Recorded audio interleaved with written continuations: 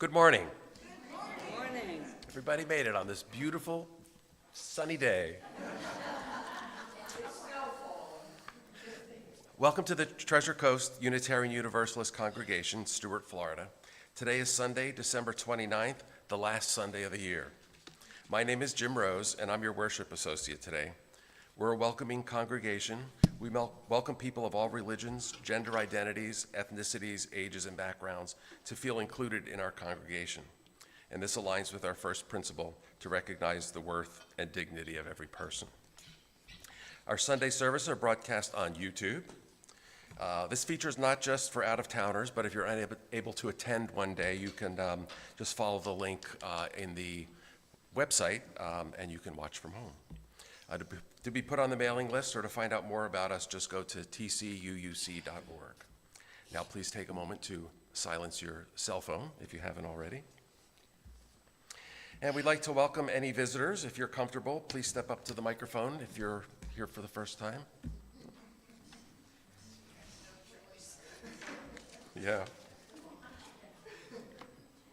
Hi, good morning, everybody. My name is Bliss. I'm Reed. Hi, Welcome. I'm Jim's daughter. This is my partner, Reed. We live north of Boston, and we run meditation events north of Boston for people. They're always free. We have potluck, and that's kind of a little bit about us. We love meditation, and we host a meditation group at our own house, which is wild, but it's always a good time. Yeah. Thank you for having us here. It's good to see you. Wasn't that the best? So before our announcements today, I want to give a thanks to the people that have helped put the day together for us. Jackie Robbins and her cello for the beautiful music we're about to hear.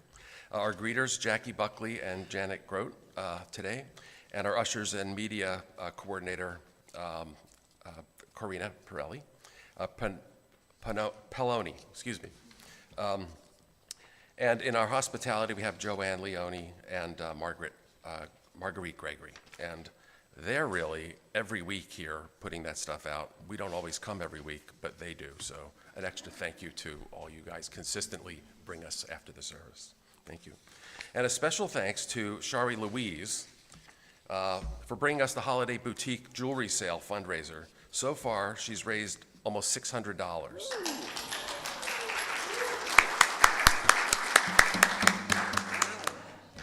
Today's the last day of that fundraiser, so take another trip around the tables in Heston Hall. And next year, pardon?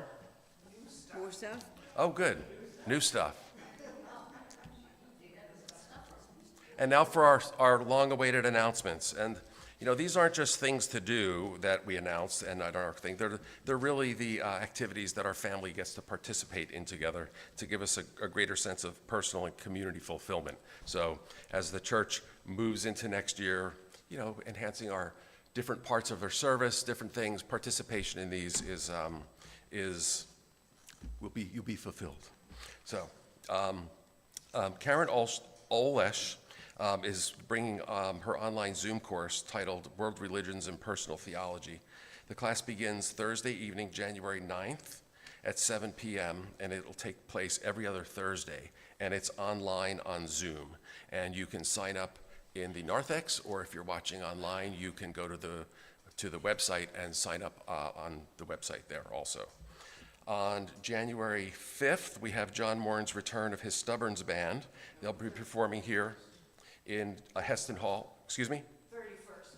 January 31st, what did I say? January 31st, the last Friday of the month of January, there at 5 p.m. It's a BYO food, drink, friends, neighbors, and the price, as Bob likes to say, is a trip to the bucket donation the night of the concert. And we're beginning to plan the enhancement of our music program here for coming into next year. If you're interested in joining this group as a solo singer or singing in a group or have any musical talent, play an instrument, please express your interest by signing up in the narthex and plan on attending the initial meeting, which will be Sunday the 12th after the service here. So we look forward to anybody that would like to help enhance our music plan.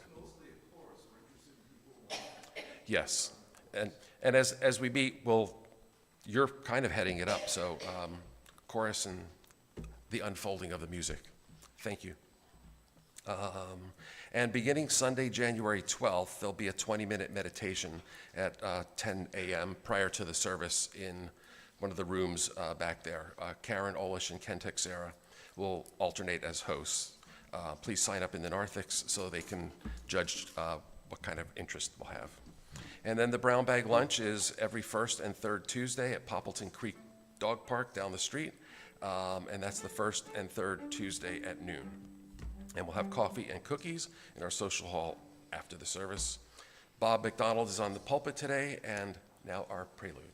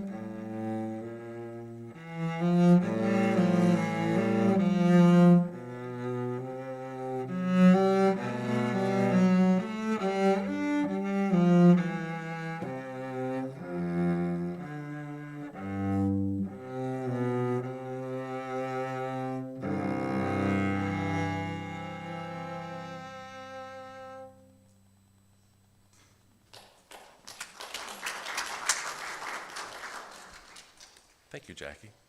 And now our chalice lighting. This is different yet united. We come from many places, along different paths, bringing different truths. We come with different histories and different realities, and yet we come together as one people. That we can use our differences to heal ourselves and each other, and to bring wholeness to a fractured seeming world. We come seeking to find community, to find acceptance of who we are. In this place, may we find others who are much like us and others who are much different.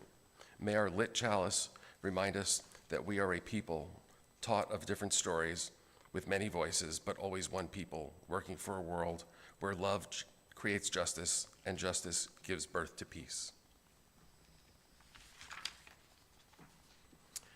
And for our opening words today, we are going to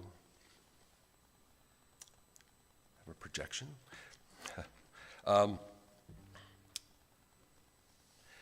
Today's sermon title is I Compromise, or Can I Compromise Without Feeling Compromised? One of the greatest human challenges is making space in our minds and heart for paradox, contradiction, and the sometimes messiness of life.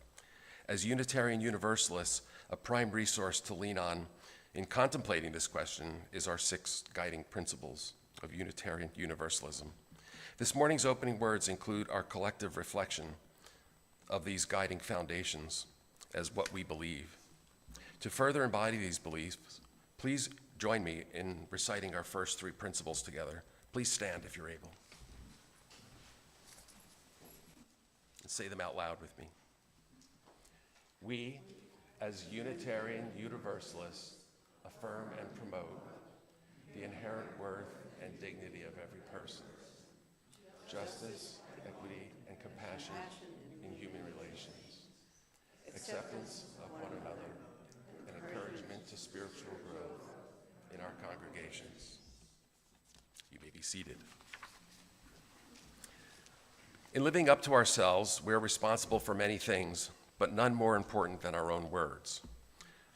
Our opening words also include the poem Clothesline by Marilyn Maciel.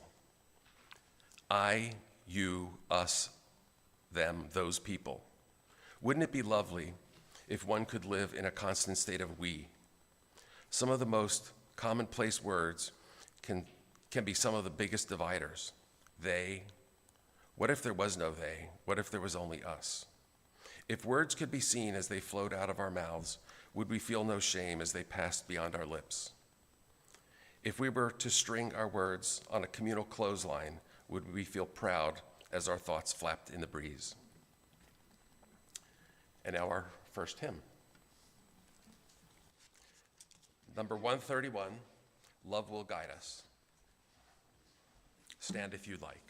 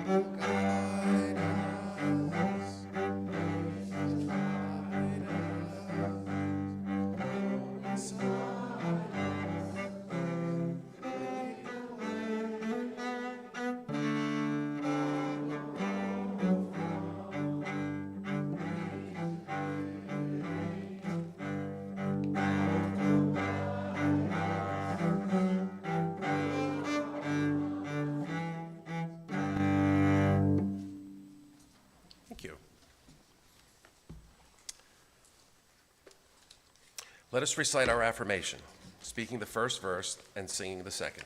It's in the program. Love is the spirit of His church, and service is its law. This is a great covenant, to dwell together in peace, to seek the truth in love, and to help one another.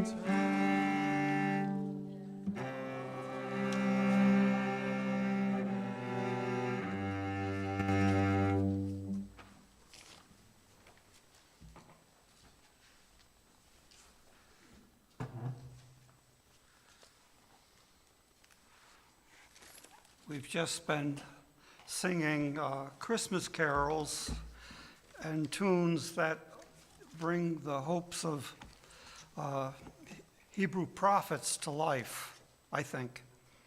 And to continue in that vein, the reading is 588, to loose the fetters of injustice, Isaiah 58. Did somebody leave a phone here? Oh, Jim. I might answer it if it rings, and I don't want to do that.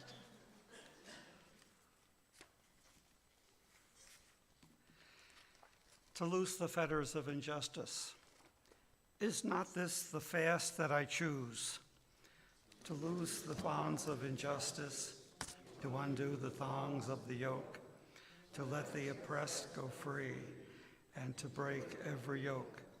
Is it not to share your bread with the hungry, and bring the homeless poor into your house, when you see them naked to cover them, and not to hide yourself from your own kin?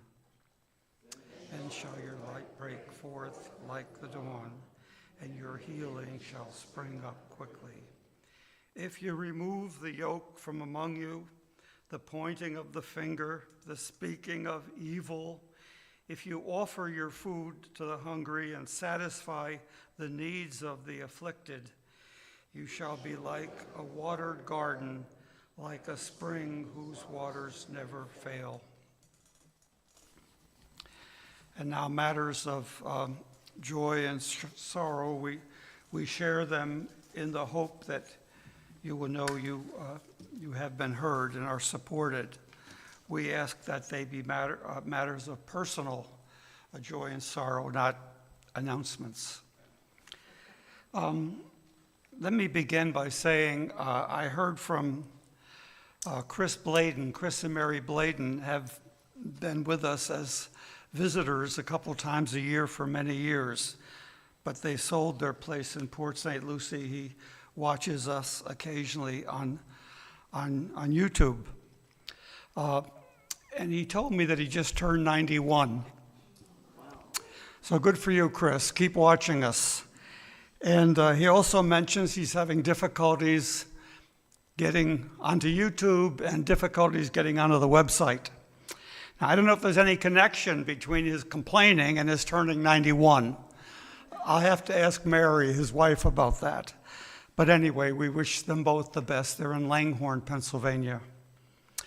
And I was going to tell you about Dan Shuey's surgery, but I imagine the nurse, where are they? Does the nurse want to give a report, or does Dan want to give a report? No?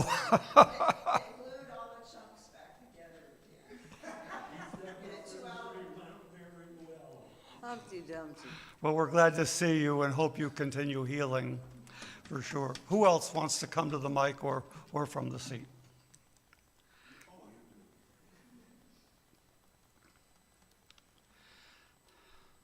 I heard this week from someone that I'm sure many of us here remember, and that is Ruth and John Fox. Sure. And I believe that Corina may even have a photo. There they are. They have just celebrated their 50th anniversary. They were members here for many years. If you'll remember that Ruth was involved with the art community and helped us put art exhibits on here in the sanctuary.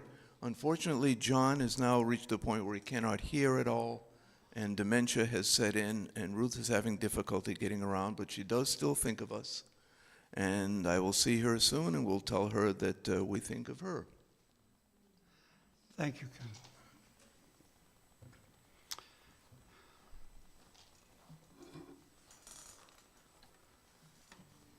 Hi, I think I've told you about that my stepdaughter was not doing well with liver disease that's inherited.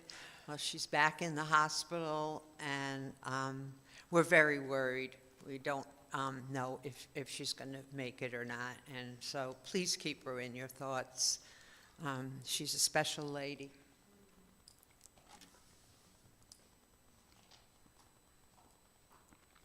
Anyone else?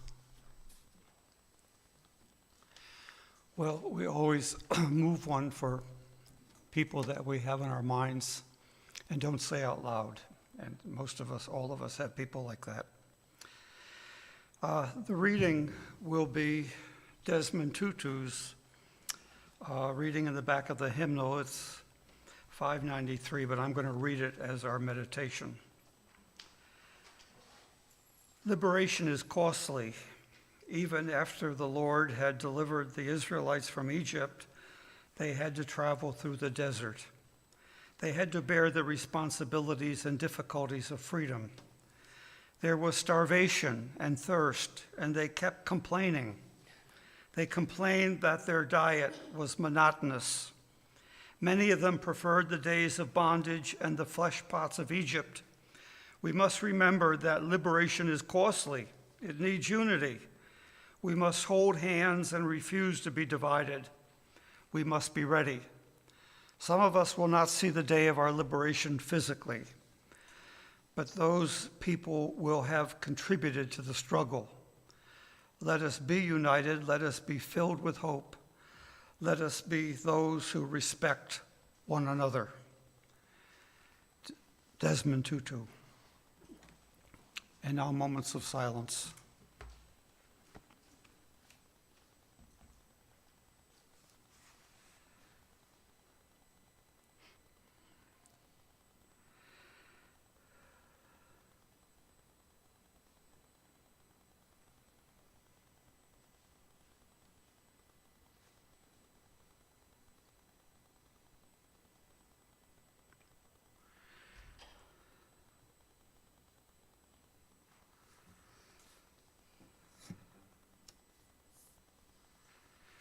Spirit of Life is hymn 123. We hum it once, we sing it once, seated or standing, whichever you prefer.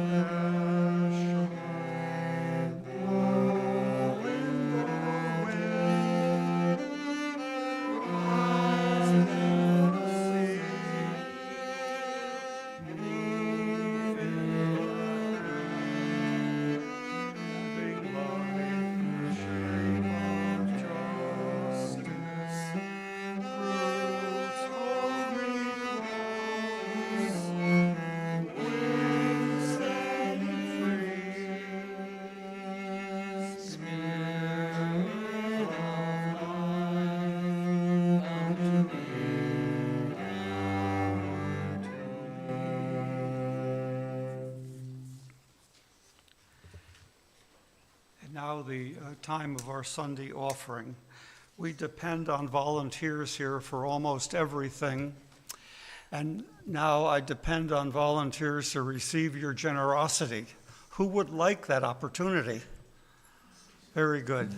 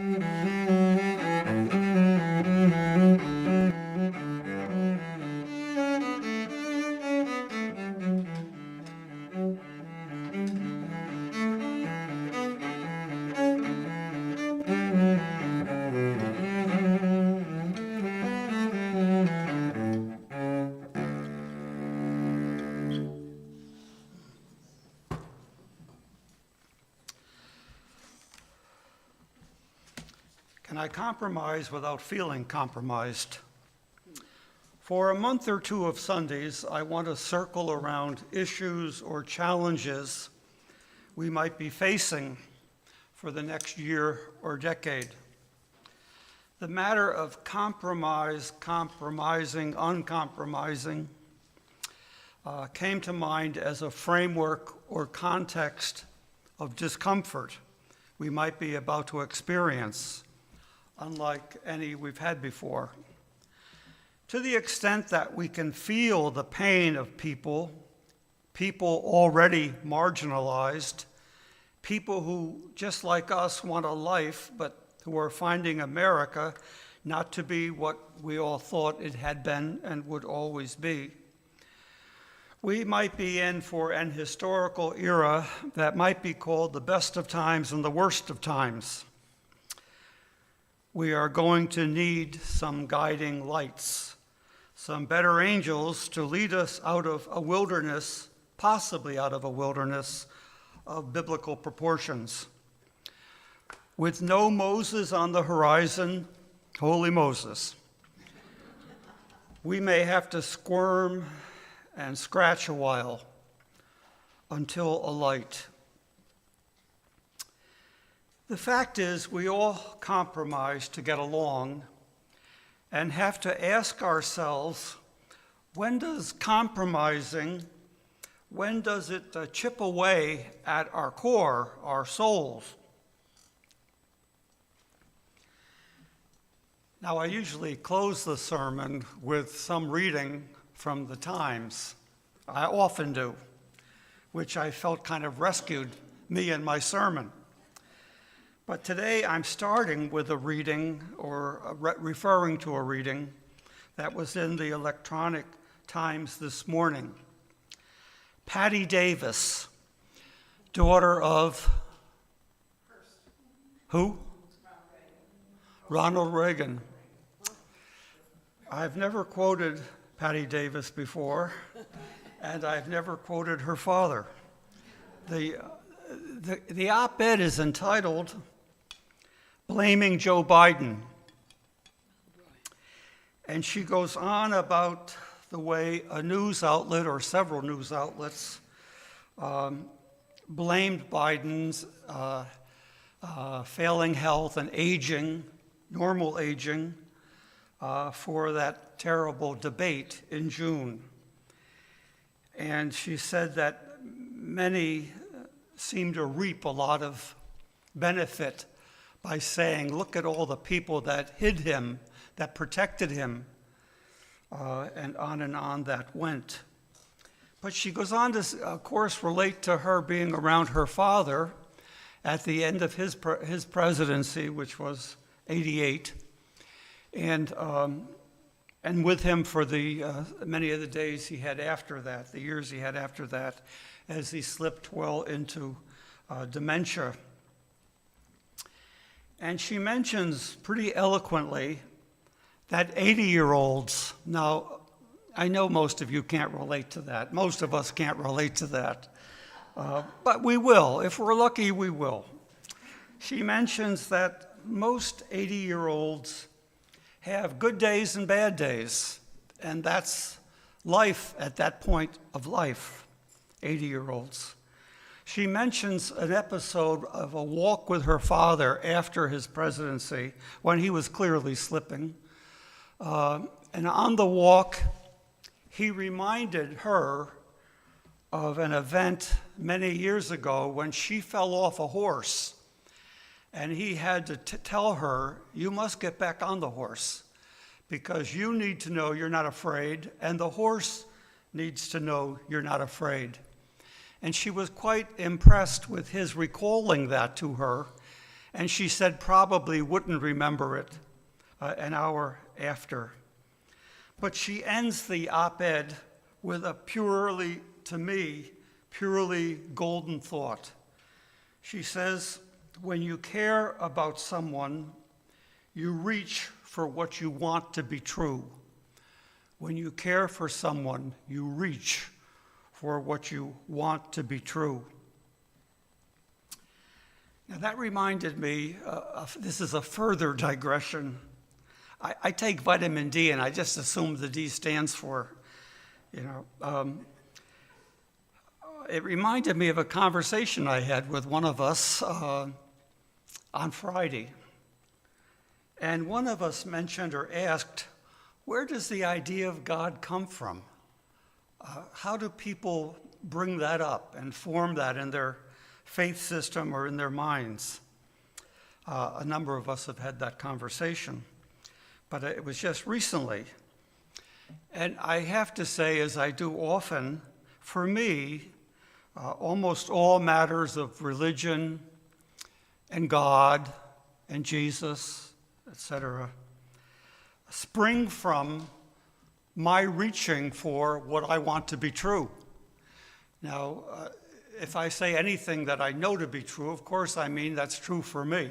And why in the world would I have to tell that to a group of Unitarians? I mean, it's true for me. And I invite you, of course, I'm eager for you to share with me what's true for you. But when we say what's true for us, I think it goes without saying, it's not what we call scientific certainty. It may not even be close to other kinds of certainty that aren't scientific. But true for us, or what we want to be true for us. That's what I think most religion gets us into. And hopefully a better world, which we want to be true for all. So that wasn't the sermon, that was the lead-in. Thank you, Patty Davis. What follows is a hodgepodge of learnings, or what I thought were learnings, about the necessity and the complexities of compromising. Compromising, uncompromising. Which word are you more comfortable with? Well, it depends on the context, I'm sure.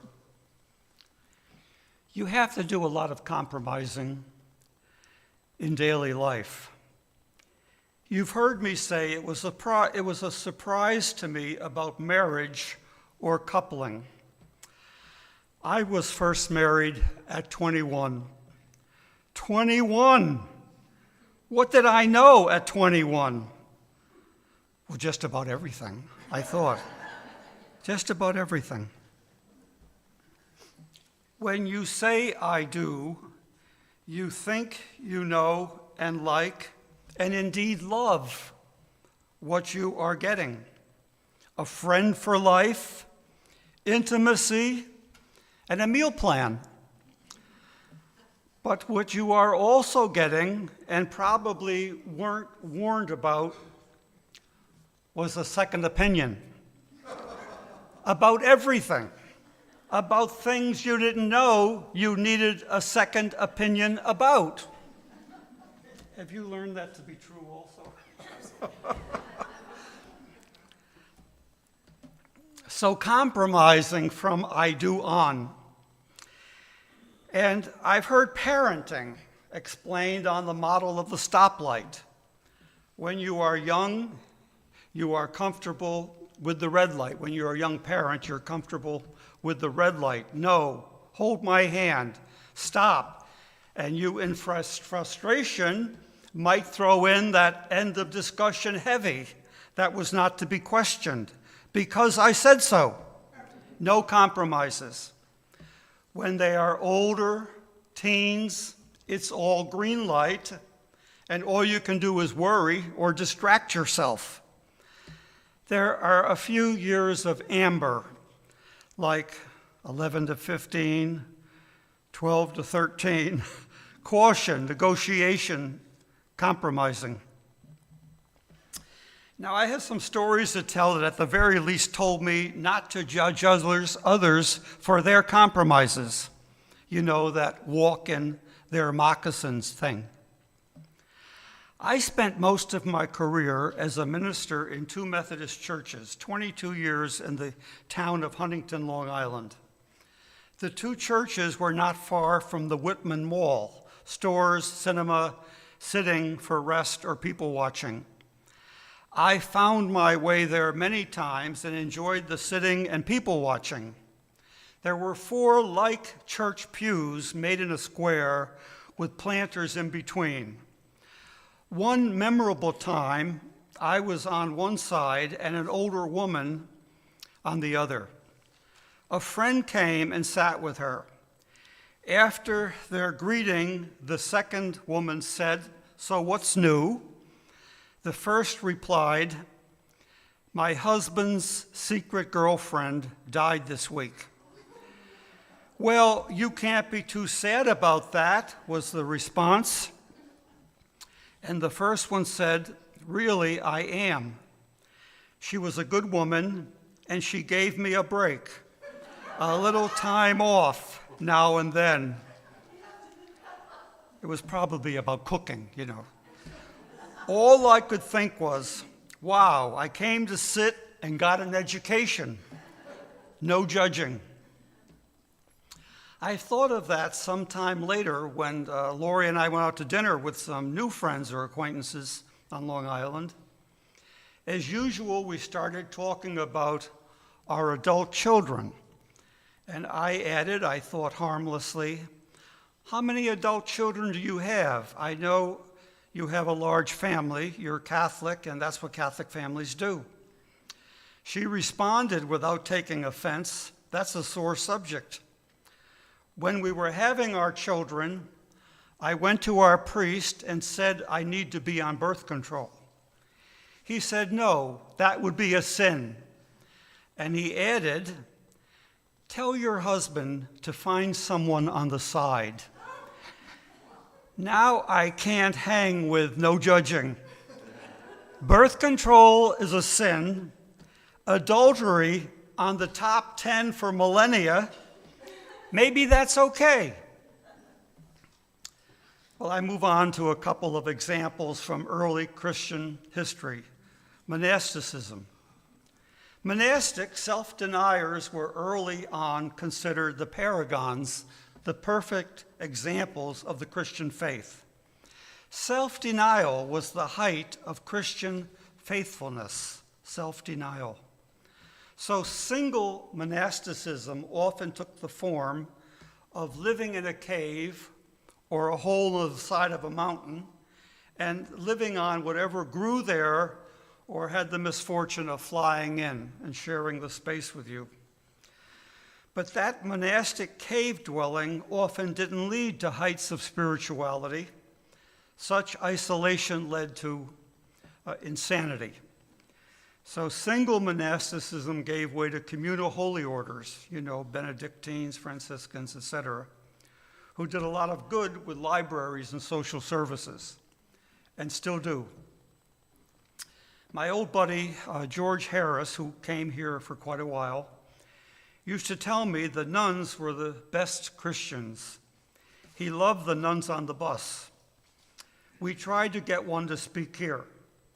His job with nuns was driver ed testing them to see if they were a danger to themselves or to anyone on the road near them, and a danger to their order, as in lawsuits for letting 90-year-old nuns drive.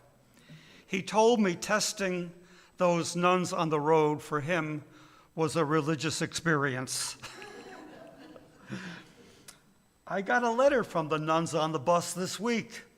I thought maybe they're speaking in our area. No, it was a reminder about this giving season. Another episode about compromising in early Christianity was around Jesus' somewhat suspect advice in the area of family values. It wasn't advice. It wasn't things he reportedly said that you don't hear quoted much, like on Mother's Day.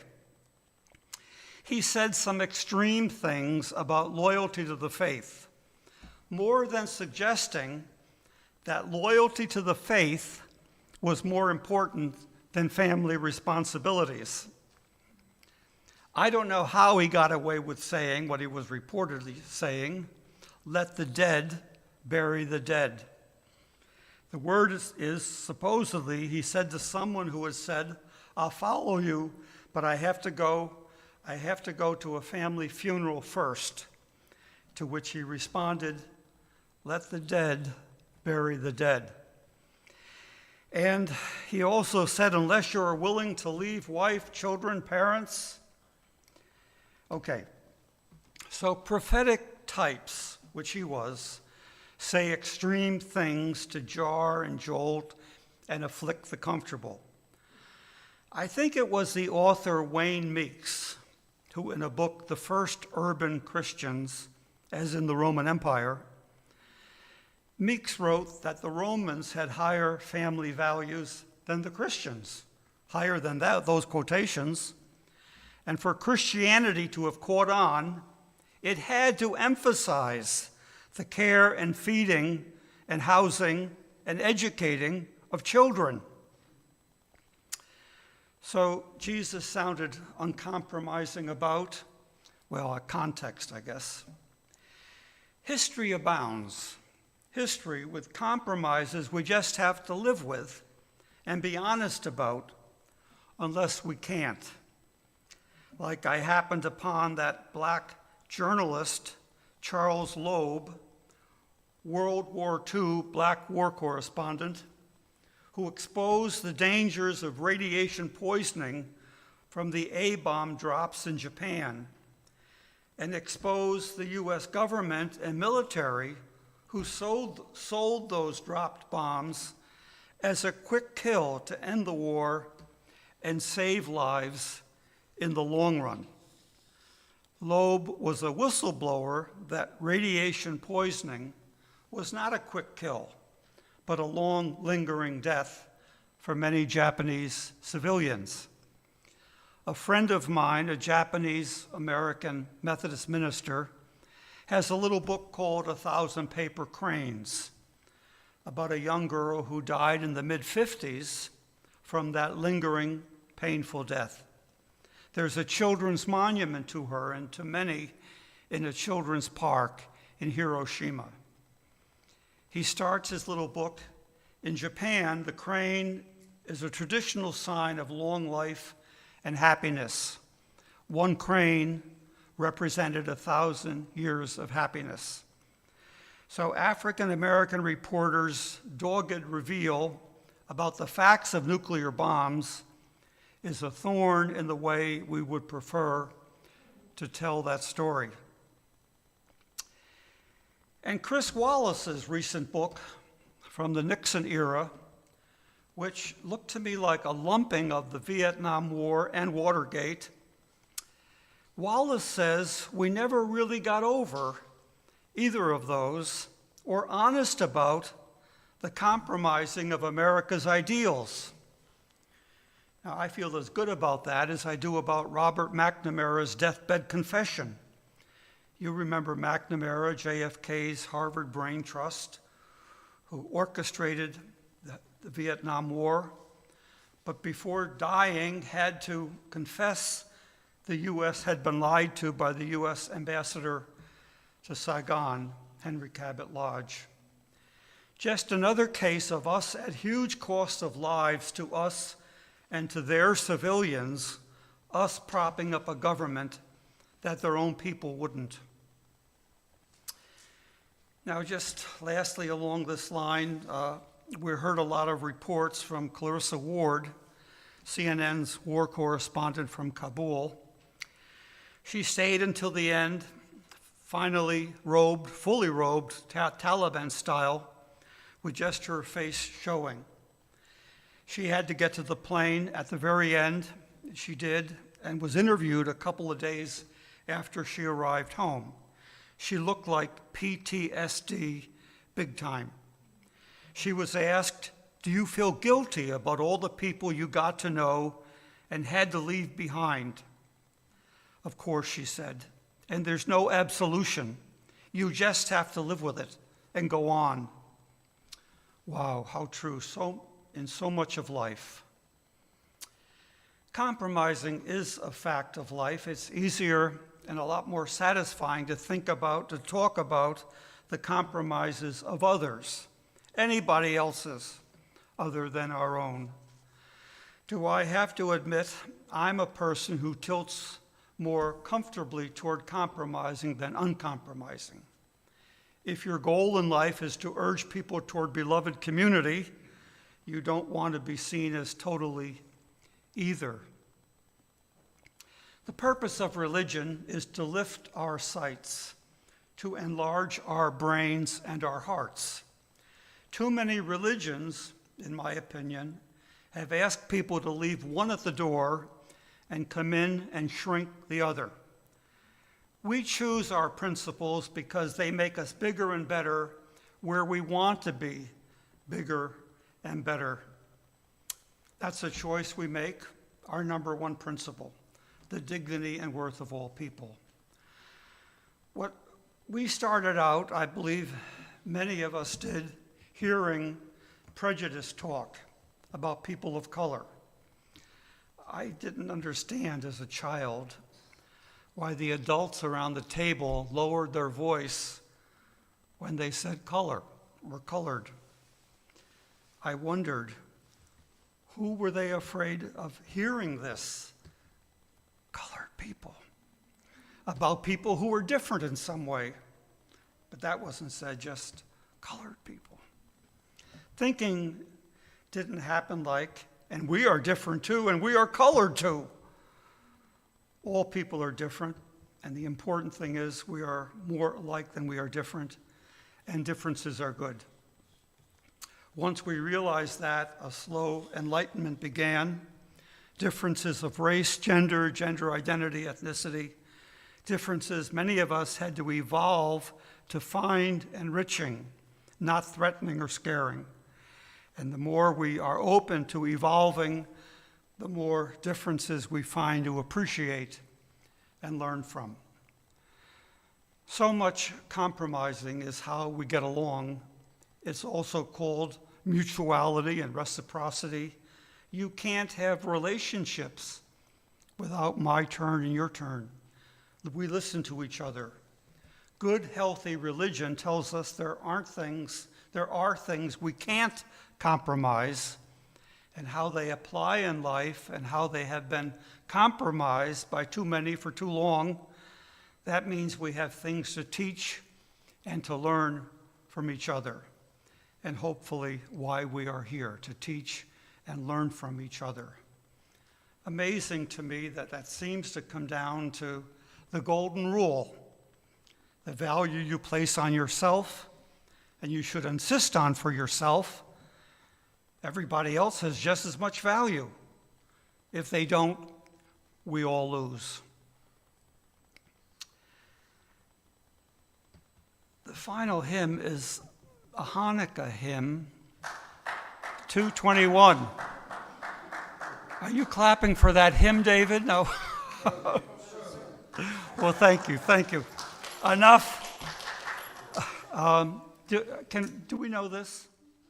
We're going to sing verse 1, and then the decision will come to me from on high as I either hear pain or joy in your voice Right. to sing or recite the next two verses. But let's say we're going to sing it. Okay, and I'm going to play the end of the tune so you get the gist of the tune, and then we'll play the melody. So you're going to do a little Introduction. introduction, Right, a Jackie special. right.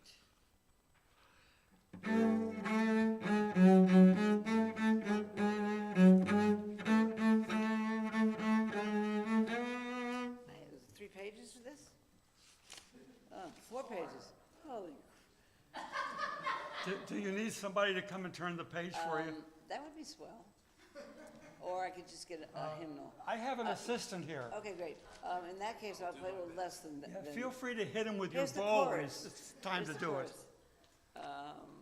Okay. So this is going to go backwards. See how much I practice. Okay. So it's got to be joyous. It's a miracle of the light. So 2, 4, 1.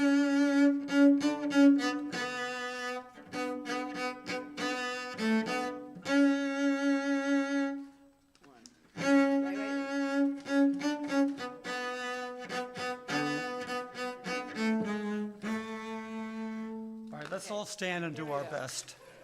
Or you can Ready? sit if you want, Here we but you have to do your best. light one candle for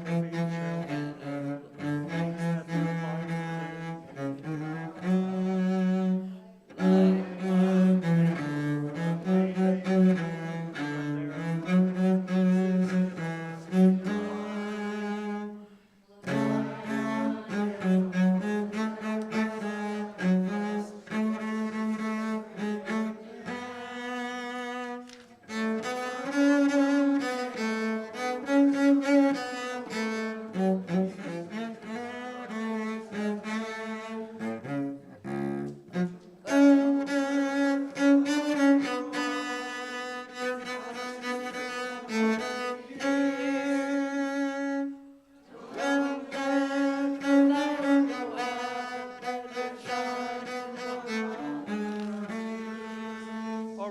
going to recite verses 2 and 3, having and fun.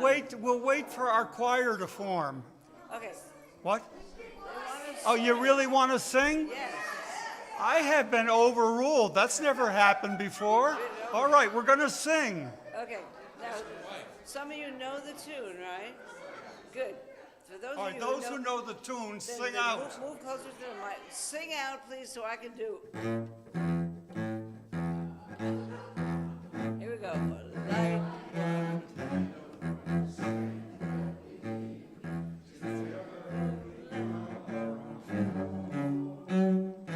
Light one candle.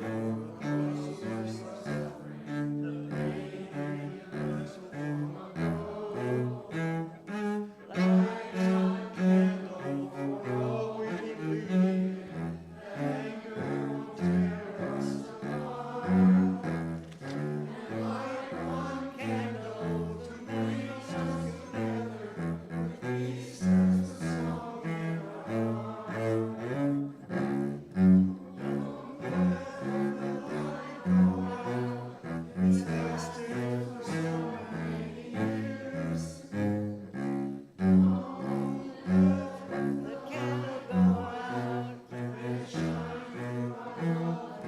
The third verse. Is the memory of so high, we keep it alive in that flame. Lost commitment to those who have died when we cry out.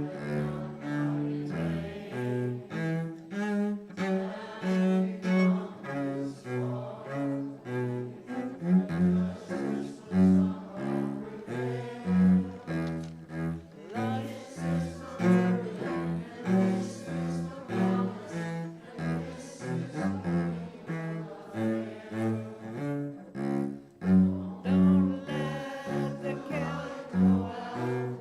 It's lasted for so many years. Don't let the candle go out.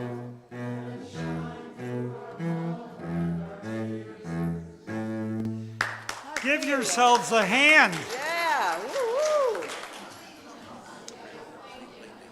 Ken, since you're going to be leading the You bet. Ken, since you're going to be leading the choir, you should know I announced last week that the choir would be practicing the hymns ahead of time and will lead us all.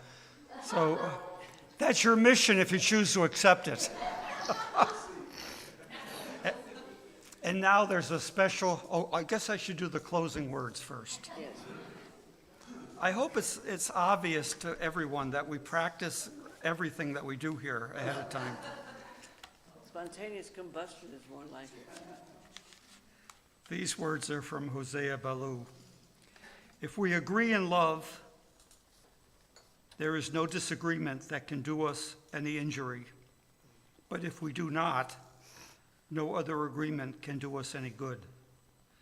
Let us endeavor to keep the unity of the Spirit in the bonds of peace. Hosea Ballou. And now we're going to be led into a good experience. Right, right. Since everyone enjoyed singing so much, and Jackie's been wanting to do a song in the round for a couple of weeks, and so we said, well, we probably need some help because to play, sing, and direct. So I worked with Cub Scouts for a while, so I was elected to be in the round. So Building Bridges is the tune 1023, and grab the words up.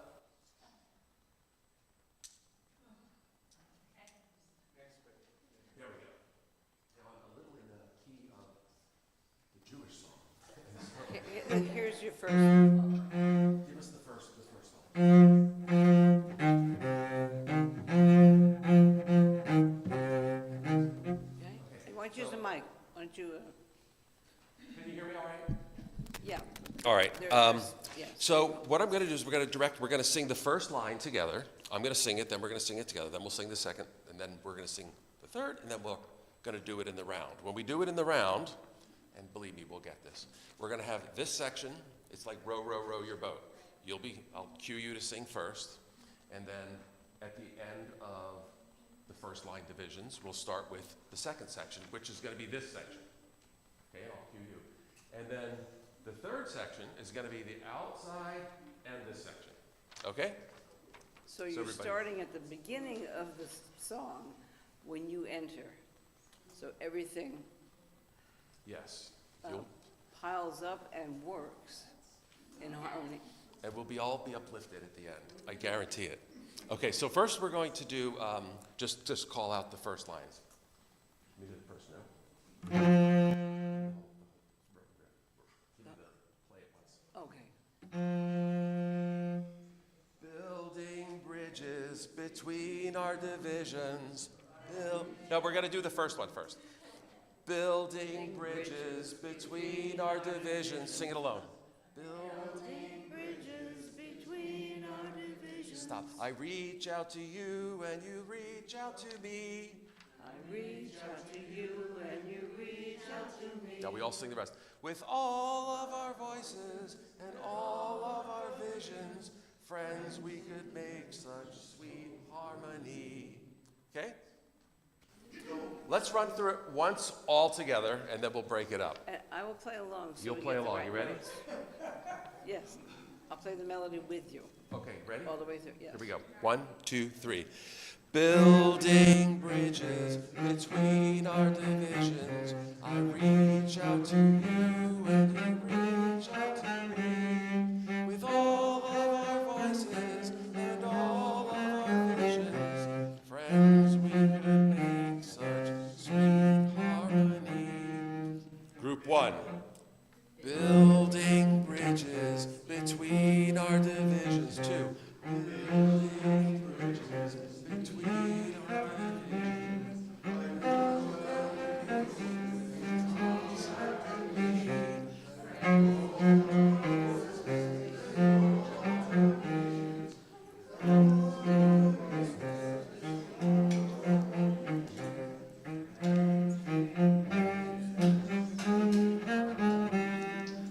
That's it. Go forth and have coffee. Yeah, it was a little simple. So in a real round, you You have all earned the cookies and coffee, so it's in the other room. And we're going to let these guys work on this. We'll do it again someday. Next year.